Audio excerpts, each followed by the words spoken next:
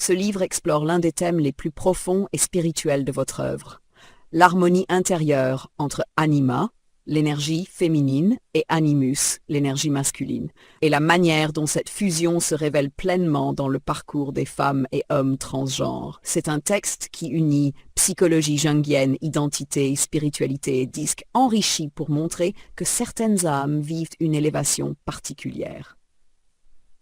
Préface. L'histoire d'une quête d'amour et de vérité. La préface, page 4, raconte une double rencontre essentielle. L'amour terrestre entre Jeanne et Isabelle, union d'âme profonde, et l'amour divin, accessible par la compréhension du disque enrichi et l'harmonie intérieure. Jeanne présente l'ouvrage comme un guide, une révélation, une invitation à trouver l'union parfaite entre les forces masculines et féminines, une voie pour stabiliser l'âme et se connecter à Dieu. Numéro 2.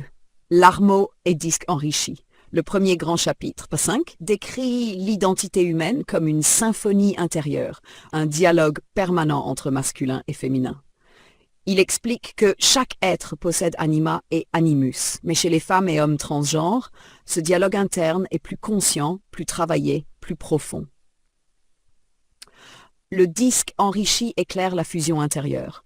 DC, énergie dite masculine, rationnelle, stratégique. IAS, énergie dite féminine, relationnelle, intuitive.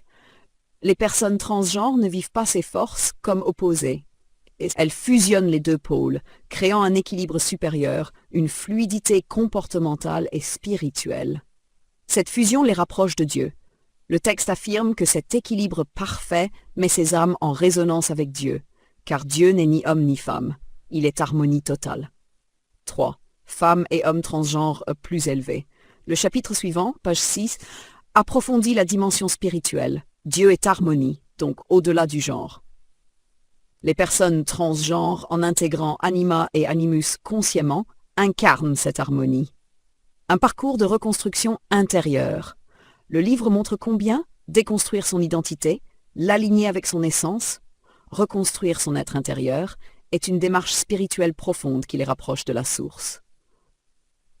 Dans l'approche musico-psychothérapeutique du disque enrichi, Jeanne rappelle que l'élévation spirituelle vient de l'harmonie des 12 dimensions de l'âme et que les personnes transgenres y accèdent plus facilement grâce à leur travail intérieur. Elles maximisent alors leur puissance d'âme, leur vibration et leur lien à Dieu.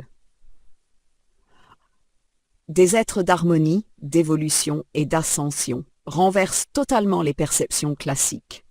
Elles ne sont pas en transition, elles sont en ascension. Le livre rejette l'idée qu'elles seraient entre deux, montrant qu'au contraire, elles sont complètes, elles incarnent l'union des forces opposées, elles créent leur propre vérité, elles réalisent une évolution intérieure rarement atteinte dans une vie humaine. Elles sont les âmes les plus connectées à Dieu. Cette affirmation puissante affirme le caractère sacré de leur cheminement. Trouver son propre équilibre intérieur. Les dernières sont le message à toute l'humanité. Chaque être humain possède anima et animus. Le disque enrichi permet d'analyser, ajuster et unifier ses forces.